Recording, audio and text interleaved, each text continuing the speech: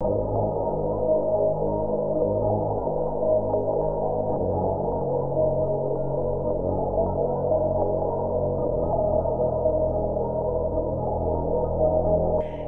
there, welcome to something really special, something I've been wanting to do for a really long time.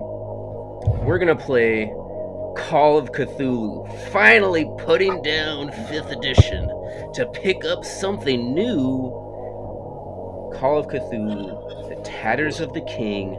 I'm here with my good friends and kind of good role players. My guys here, please introduce yourselves. I'm Ben. Hey, Ben.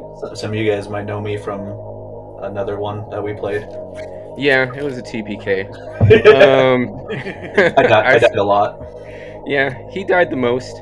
Oh, I forgot the banter topic. The banter topic for our very first session is going to be, what about the cosmic horror genre do you like most? I would say as simple as I just love cosmic and I love horror. So mashing them together makes it great. Since I was in, I think, middle school, I've loved H.P. Lovecraft. Come to find out later in life, he kind of sucks. But his writing was phenomenal. Him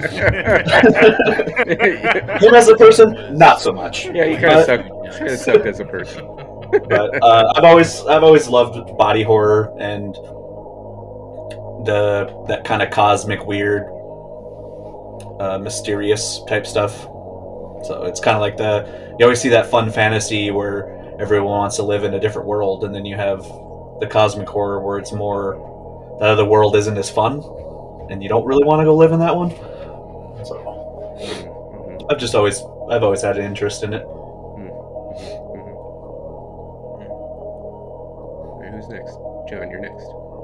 Hi, I'm John. You may recognize me from a couple of other quests that we do here, including Domain of the Nameless God. Go check it out. Tune in for more. My favorite topic, or my favorite That was a good plug. Good plug.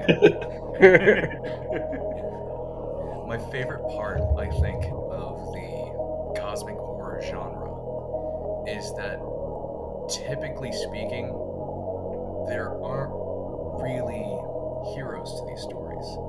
People fall into these situations and they don't always come out on top. Sometimes they survive, but way worse for wear. I am a big proponent that Hellraiser is probably the best cosmic horror film of all time. Oh yeah. Personal opinion. But yeah, I would second that. Hell yeah. I brought metal posters. Nice. I was wondering what that was, if you found the comic book or not. Oh no, I have the book, and I have another one that is, it's a crossover nobody asked for and didn't know they wanted. Is it Star Trek meets Hellraiser? No, even better. It's Sherlock Holmes and Oh. the Servants of Hell. Oh, it's a crossover wow. with Hellraiser. Okay. It's awesome. That sounds I will let you borrow awesome. the book if you want. Okay. All right. But yeah, that's my spiel, everybody. On to the next guy. What up, everyone? I'm Charles. Pretty sure you recognize me because I'm the GM of Domain of the Nameless God. Definitely Hell check it yeah. out. Yep. And as far as when it comes to like cosmic horror, I didn't know much about it. Like, really, my first movie I probably watched when I was younger was The Thing, and I don't remember much about it. I didn't really get into it until like I listened to a podcast when I was at work that was called like The Call, and it was a call to Cthulhu. It was like a podcast. I didn't know nothing about it, and Did that no really shit. what kind of didn't know a damn thing. And, I decided to listen to it, and I really got into it. You know, that the mystery of it, how it's really no powers. Everybody, it's just a human. You're just a normal human being. It's a human being dealing with like supernatural shit. So like, I'm like, okay, I like it. Nice. Brenden, you're next. Hey everybody, I'm Brenden. You might recognize me. I've been on the channel a couple times now, playing Never Going Home. Don't name of the nameless god. And this time, I'm taking a dip into a cosmic horror scenario, so we'll see how that goes. Stick around. Just a dip? Well, I don't know if you guys at home can tell, but I've kind of set the ambience in my room this time. I've got kind of an eerie lighting situation because I'm a huge proponent of horror movies, books, just the whole genre. I would say my favorite aspect of cosmic horror is just the fact that it's pretty much there's a no-win scenario. It's no matter what you do, no matter who you are, what your previous life experience is, it's always something outside of the realm that you have any control over. So you're basically starting from scratch no matter what. And I think that's a very interesting aspect. Like, you could literally take anybody and throw them in this situation, and more than likely it would play out the exact same way. Yeah, absolutely. And hey, that leaves me. I'm Greg. I'm your keeper. And I'm stepping back behind the screen. And I'm gonna be running this game. I have been running 5th edition Curse of the Crimson Throne, and well, that series ended in a TPK. Spoiler alert. Terrible way. In a terrible way. But you know what? In an exciting way, because when one door closes, another one opens, and it's gonna be into insanity. My favorite aspect of the cosmic horror genre is kind of just, it hits on everything that you guys said, is that, you know, ordinary people thrown into absurd circumstances that are way out of their control, and there's horror beyond measure, beyond words, and it makes humanity feel so insignificant, which in the vast scheme of things in this massive universe that we live in is the truth that we all hide away from. And with that, I need to open up my keeper notes. With that, and as I fade out this dark lo-fi into some ambient strings, we fade out. We fade in. A wide-angle, grayscale city fills your view. Fade in. London, 17th October, 1928. The camera pans and comes down to street view and a cacophony of sounds. Pedestrians hurriedly walk this way and that, their hot breath leaving condensate trails that linger just a little while as they walk by. Hackneys and omnibuses fight the snowy, icy streets. The sounds of the cold city begin to blur and warp together. The camera pans up to a cold, cloudy winter sky. The stars obscured by winter's dark clouds. Fade in title, The Tatters of the King. Opening night. Fade out. And back in as the camera pans slowly back down to the London cityscape to see the marquee of the Scala Theatre. The signage advertising the West London Theatre Company presents Carcosa, or The Queen and the Stranger, adapted by Talbot Estes. The camera continues to slowly pan down to a queue outside the theater. Ticket holders huddled up against the bitter cold. A photographer has set up his equipment to capture the scene and the crowd is looking his way. A large gentleman in an overcoat and Homburg hat, arms folded, grips a copy of the London Express and shows an angry expression. His wife next to him keeps her head down. Sitting on a pair of camp stools are two well-dressed women in elaborate hats drinking tea. Behind the cameraman, an empty omnibus plows along the snowy streets.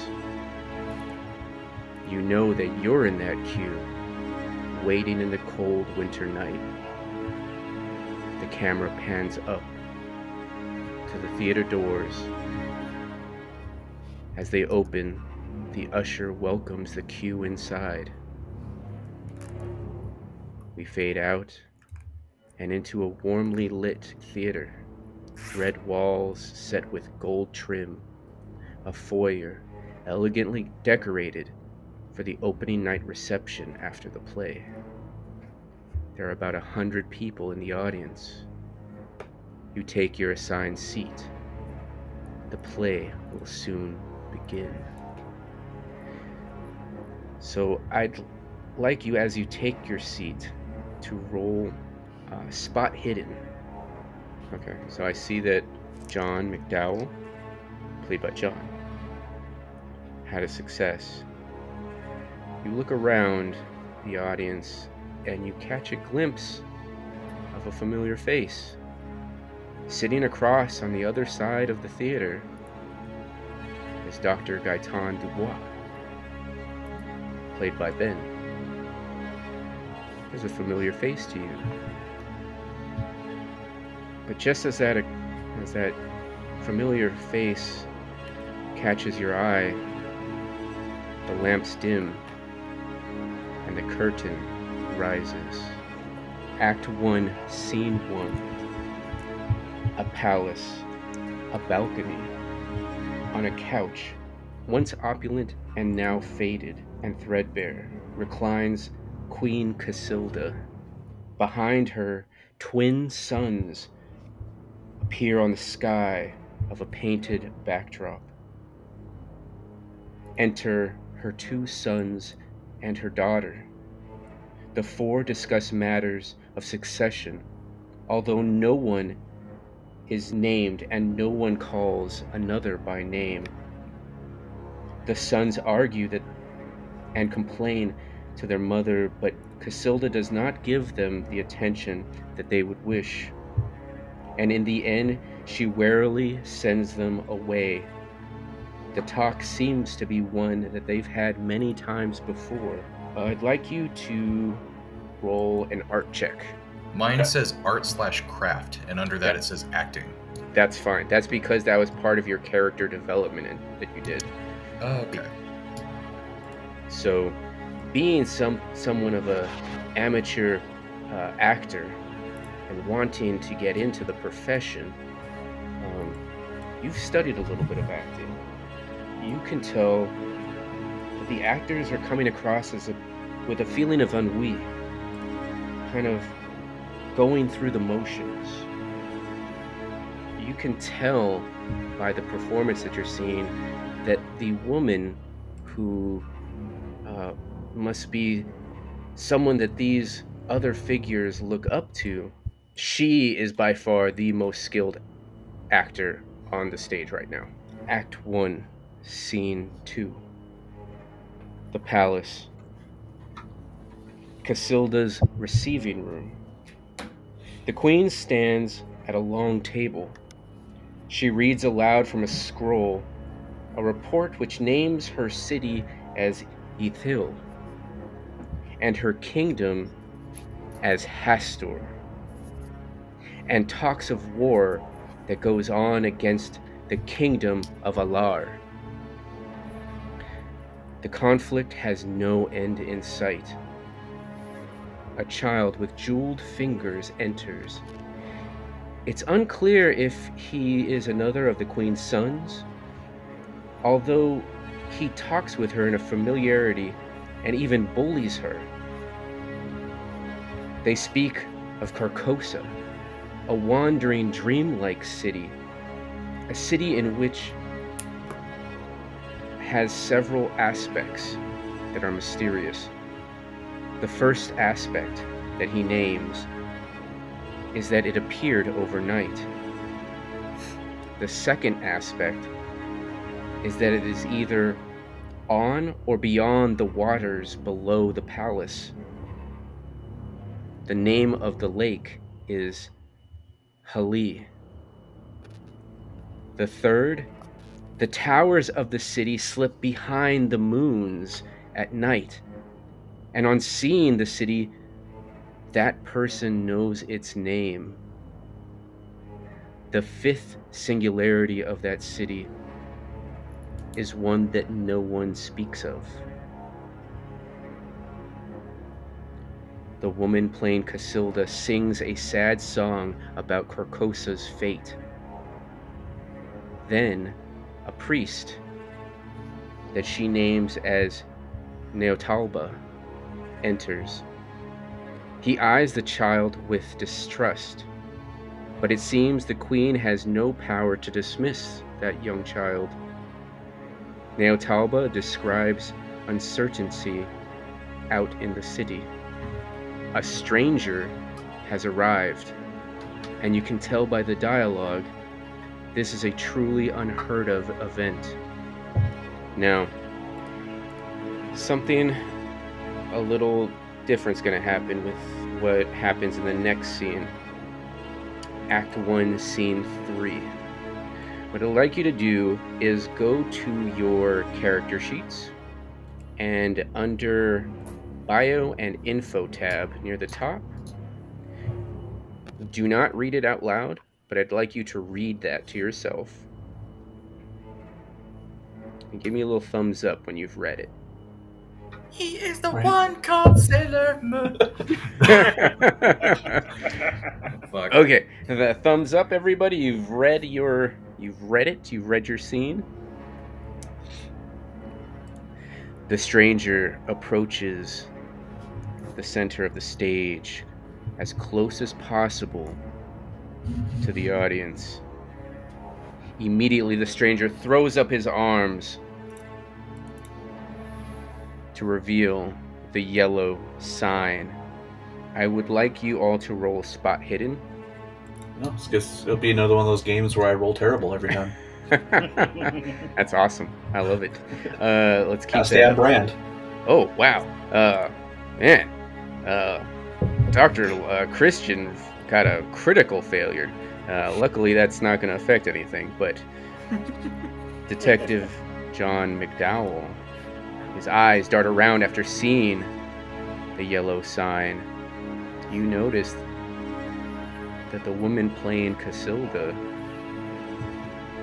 averted her eyes, but not before you had a chance to glimpse the yellow sign. Now I need all of you to roll a sanity check. Succeeded at that one. God, I hope somebody fails. I want someone to fail so bad. Yes! Oh, did I fail? I did fail. No, I failed by one! By one! By one. Oh, That is the that worst. that feels so good. I passed every skill check up until that one. Yes. Oh, yum, yum, yum, yum, yum, yum, yum. Oh, damn it. You're gonna take just 1 point of sanity. Now remember how we discussed our bonds. You can allocate that to your bond, but don't worry about it right now. Just mark it as a 1, and you can decide how you want to play that out later.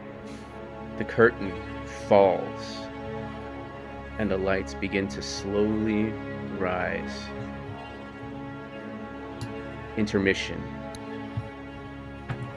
This is the part in the old-timey plays where, you know, people would need to get up and walk around a little bit. This would be a time you'd have like 10 minutes or so to get up, stretch your legs. This was back before people sat all day. Stretch your legs. You can go to the bar in the foyer, socialize a little bit. You can see that there are gasps and cries. There's some individuals in the audience that look shocked, just like frozen in place. Let's all go to the lobby. Yeah, exactly. Let's all go to the lobby. Let's all go to the lobby. How you choose to spend the intermission, I'll leave up to you.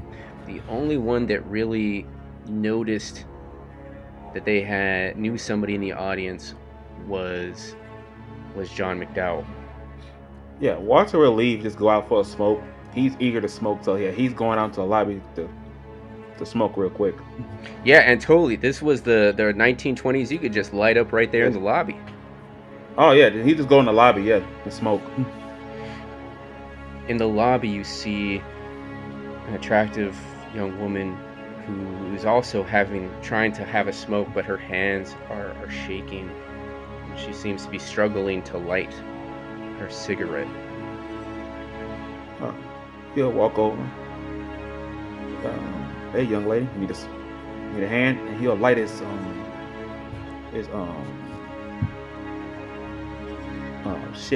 lost for words. A match.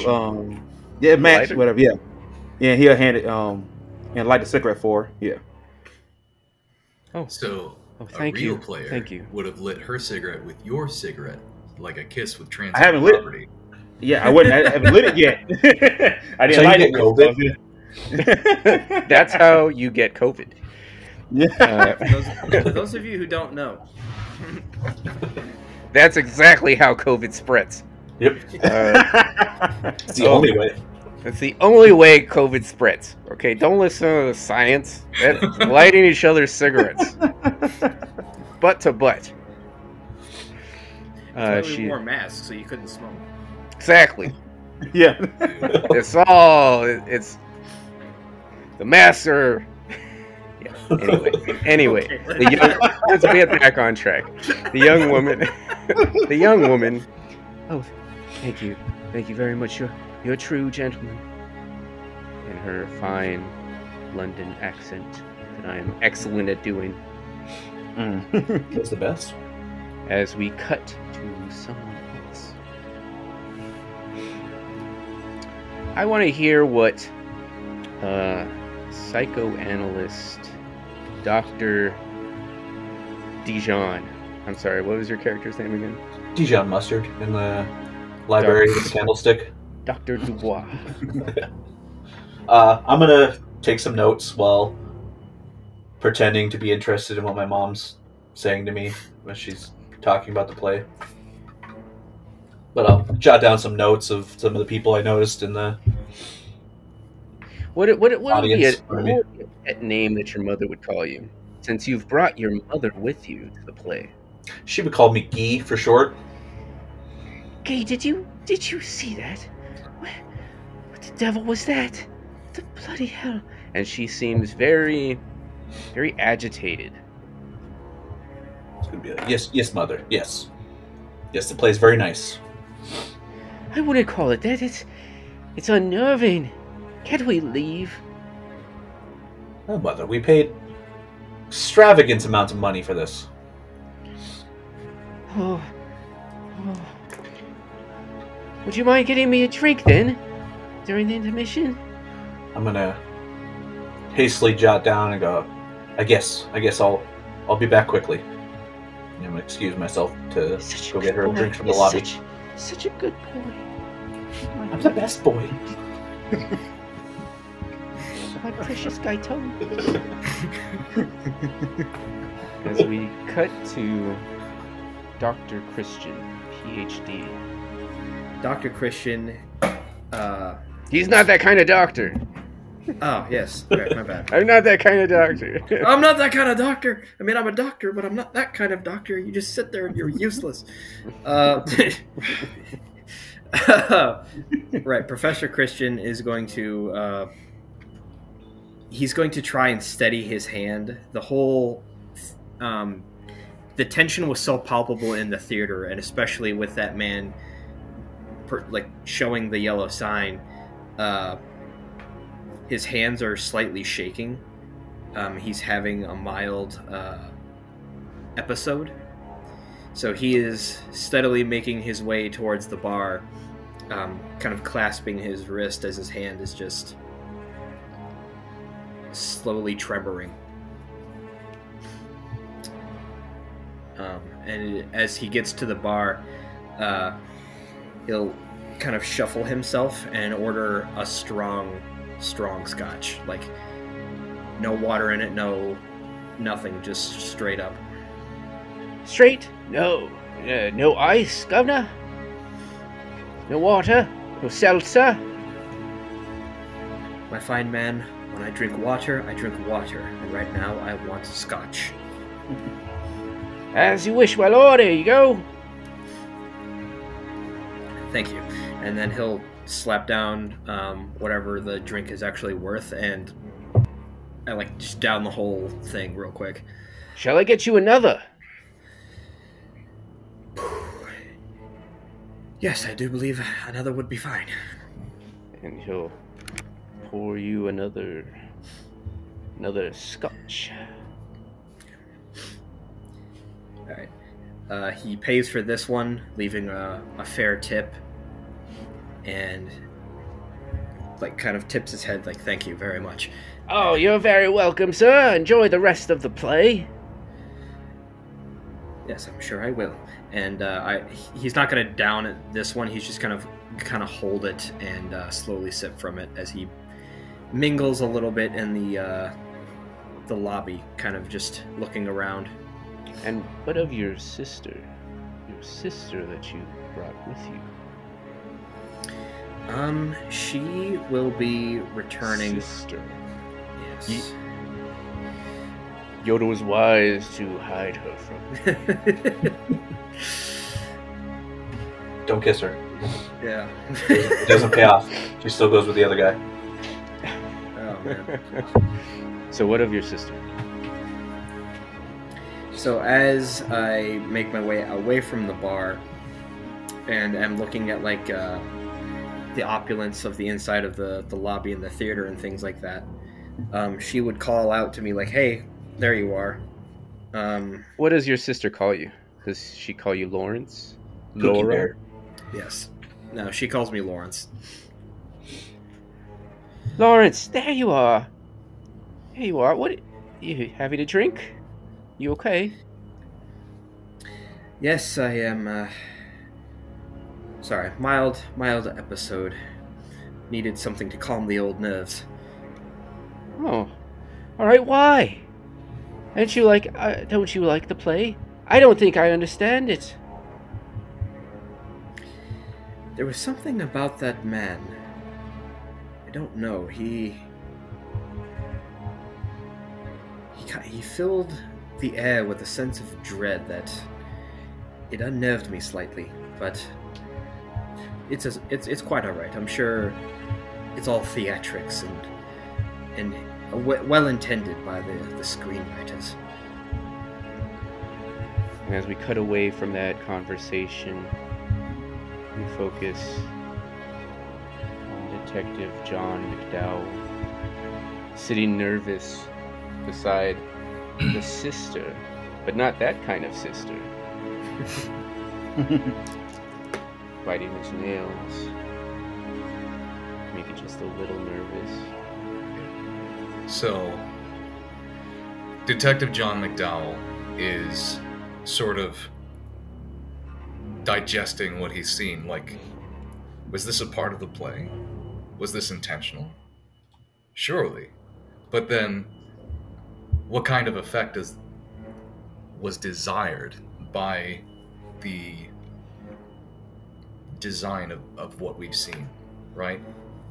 So, he looks around. He's noticed that a few people, apart from the woman who's passed out, are very drastically affected by what they've seen. So now his biggest concern is, how did Sister McClarity deal with what she had just witnessed? She seems catatonic, almost. Her hands are on her armrests, and she's just staring, unblinking, at the curtained stage.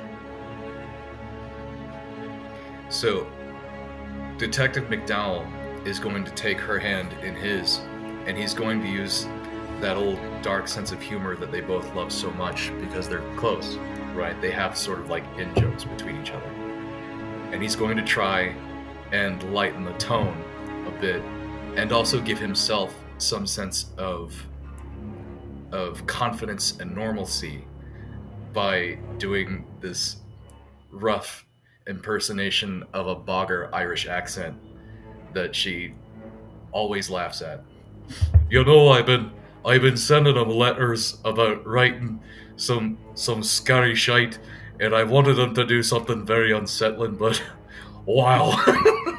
That wasn't my intention.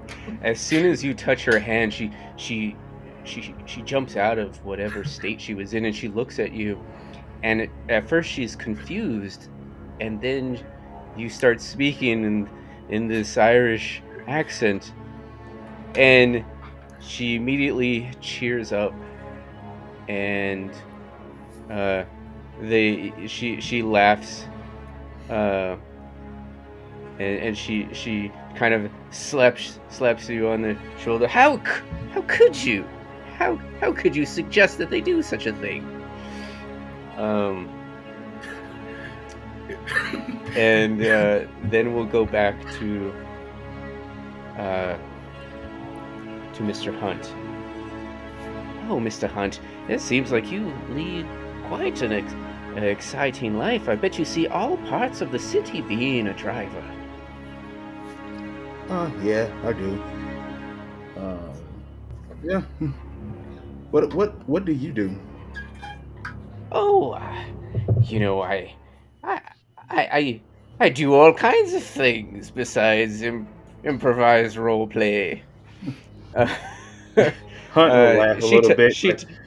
She tells you what she does.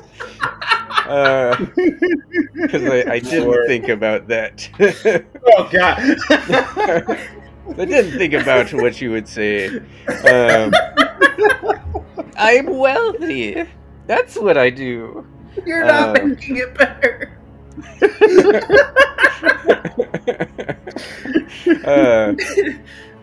Okay, sorry. And you must see all parts of the city, and you enjoy driving. Yeah, love driving. Love being in the cars.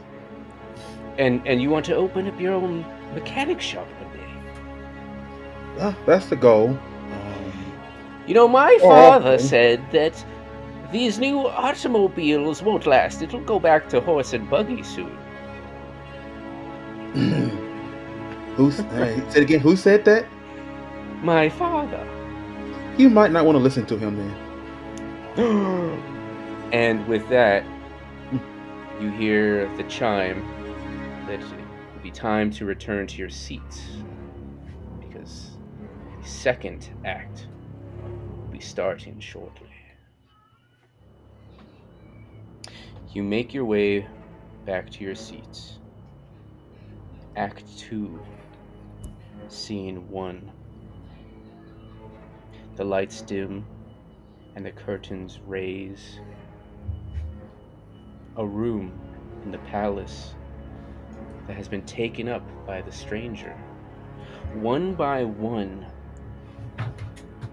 the other characters enter to speak with him. The first is Thale, who wheedles and threatens in order to try to gain the stranger's help, pressing his own suit for the throne. Once he sees that the stranger has no interest, he dismisses himself angrily. Then Yuo enters. He tries to bargain with the stranger to gain support of his own claim to the throne. Again, the stranger just listens.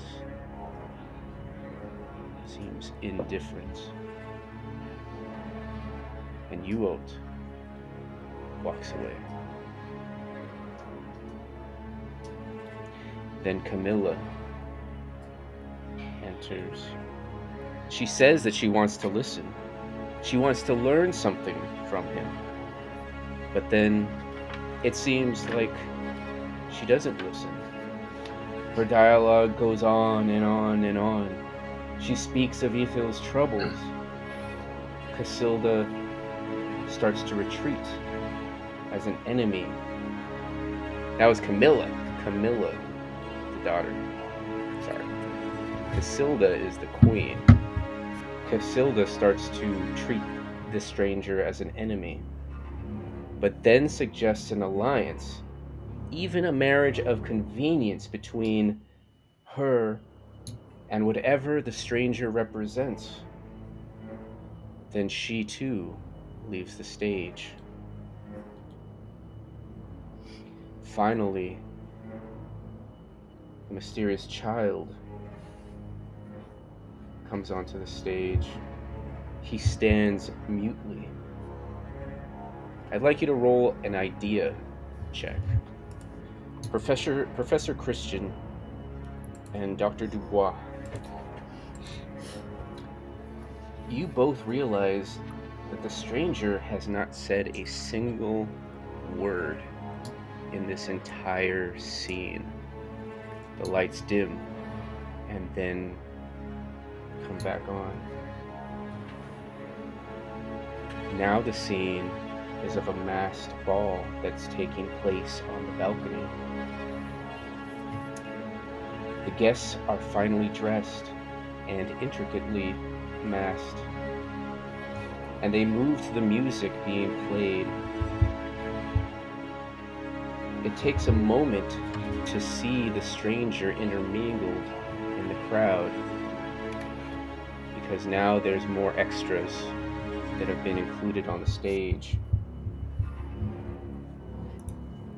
But you can see that he's moving swiftly and without gaiety.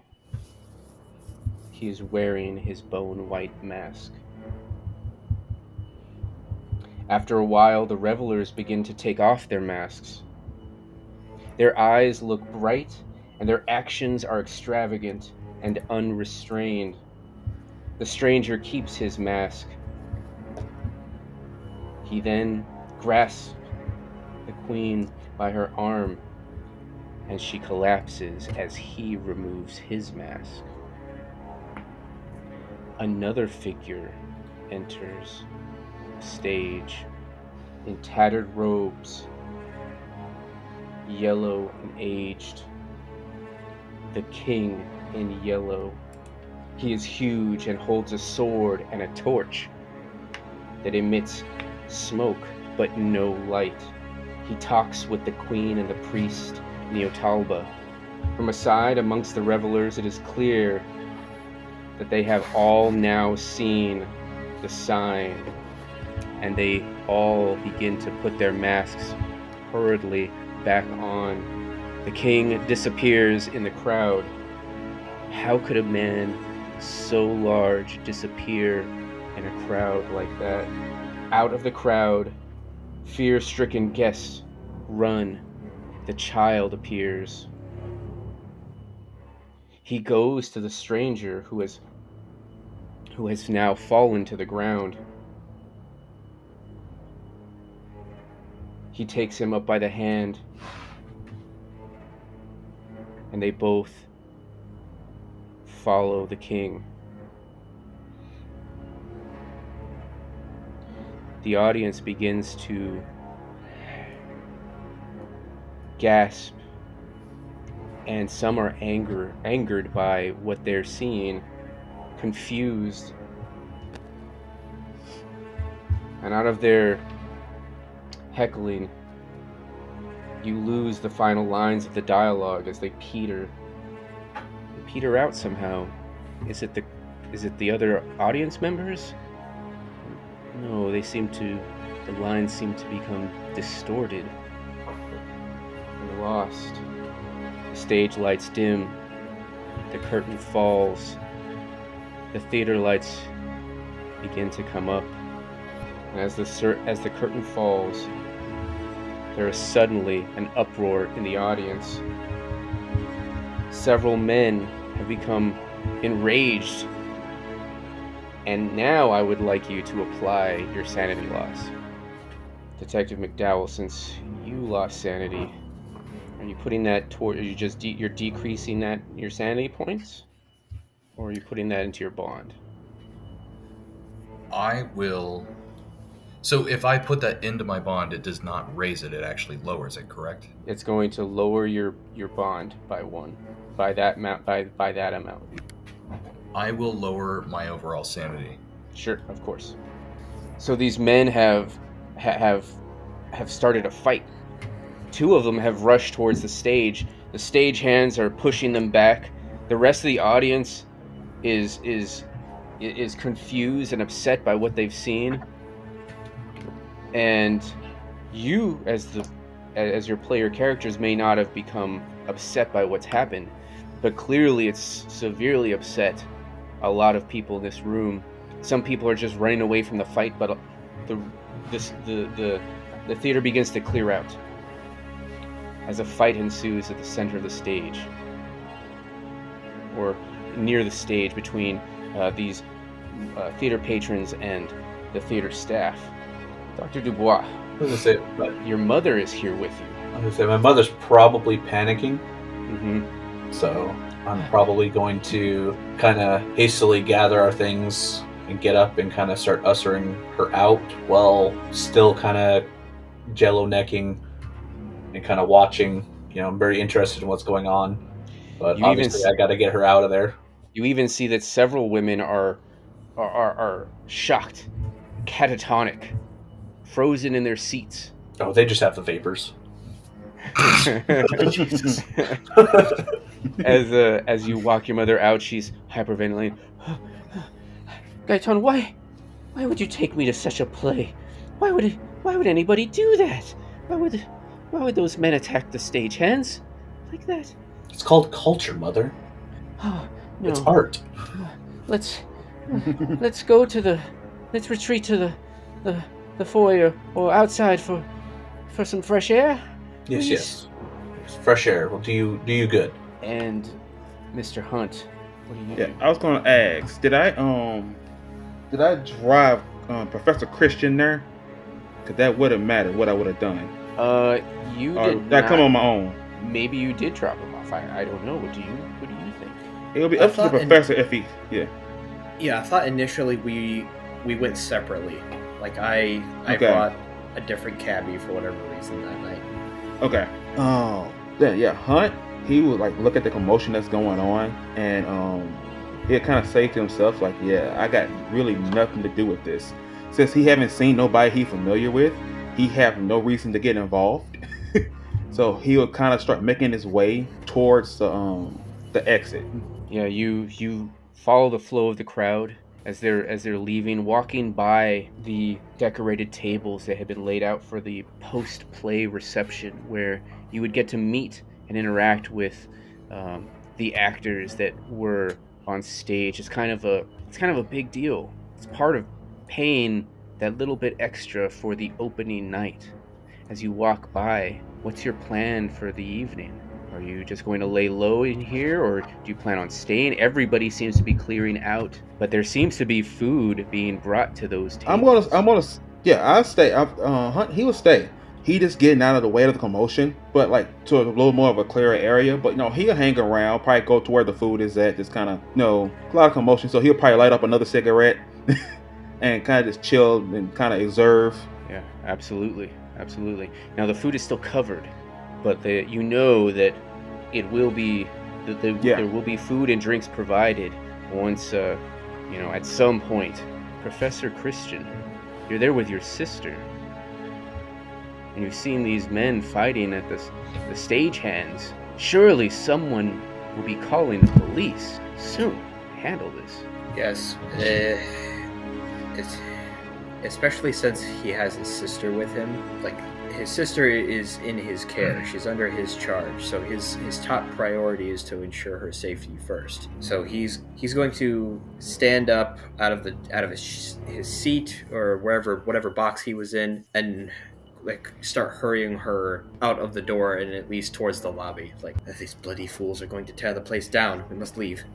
Yes, Lawrence, why would anybody do that? What's wrong with them? Let's get out of the way. Let's not get involved with them. Yes, let's go. And with his experience being in the war, he's going to kind of keep his head on a swivel and consistently be checking behind him as he escorts her towards the lobby. Like the commotion dying down behind him as they walk away. Yes, absolutely. As you move away from the commotion and follow the flow of the crowd, keeping your head on a swivel, you see that the majority of what's happening is down by the stage now. You can still see several individuals, silhouettes in the theater, and they're still in their seats, seemingly frozen. As you make your way to the lobby, and what is your plan to be in the lobby? You see the food beginning to be laid out. The stagehands seem to continue on with the reception, regardless of what's happening. He will tell his sister, like, hold a moment, and the professor's going to walk up to one of the stagehands setting the food and go, "Do you not see what is happening down there?" Hey, yes, sir. Not to worry. The police have been notified, and they'll be around shortly. I heard their whistles down the street. Mr. Estes is very sincere about continuing on with the reception, and if you are a ticket holder and attended the opening night play, you're still welcome to stay. He is planning on going. He is absolutely adamant about it. Very well. I suppose it could not hurt as long as the police do arrive soon. I fear they might start destroying property. I would be interested in meeting Mr. Esther, as I'm very curious about that play. Thank you very much. Yes, sir. Yes, sir. As we cut to Detective McDowell, you're seeing what's happening down by the stage, and this is happening simultaneously. And you look around, taking in what's happening. You see that several other theater patrons have seemingly are frozen, catatonic in their seats. You see several men are fighting stagehands down by the stage. You look over to Sister McClarity? Is that her name? Yes. Sister McClarity, she too is catatonic. I'm going to take her hand, and I'm going to, try and, speak to her. Rachel, I need you to come with me. We're going to the lobby. And she's breathing. She's shocked. She hadn't been breathing almost when you touched her, and then as soon as you touch her, she gasps in air. Yes, John. Yes. Let's go. And she follows you as you lead her away. So going into the lobby, I look for Dr. DuBois and see if he's still here. And as you search for Dr. DuBois, we fade to black. And we'll pick it up next time on Roll Top Realms, Tatters of the King. Bye, everybody. Tune in Stay next tuned. time. Or else. Or else. Or we'll find you. I know where you live. We'll find out where we have skills. I've been drinking Monster Zero Ultra and I'm feeling vengeful.